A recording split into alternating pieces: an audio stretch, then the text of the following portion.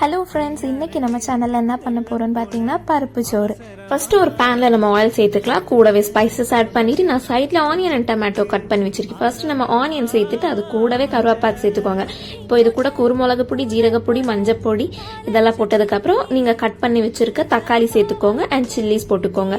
And இப்போ தேவையான அளவு உப்பு அண்ட் இஞ்சி பூண்டு பேஸ்ட்டு சேர்த்துக்கோங்க. ஒரு சைடு நான் அரிசி வாஷ் பண்ணி வச்சிருக்கேன். அண்ட் இந்த பேனில் நம்ம 1 கிளாஸ் வாட்டர் சேர்த்துக்கலாம். அண்ட் இது கொஞ்சம் நேரம் வேகட்டும். நான் சைடில் பருப்பு வேக வச்சு எடுத்திருக்கேன். ஸோ இப்போ நம்ம இது கூட ரைஸ் ஆட் பண்ணிக்கலாம். லைட்டாக ரைஸ் வெந்ததுக்கப்புறம் நம்ம பருப்பு இது கூட சேர்த்து கொடுக்கலாம்.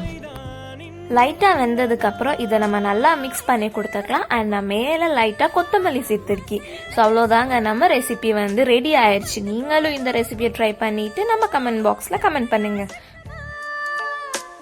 தாமரப்பூவுக்கும் தண்ணிக்கும் என்னைக்கும் சண்டையே வந்தது.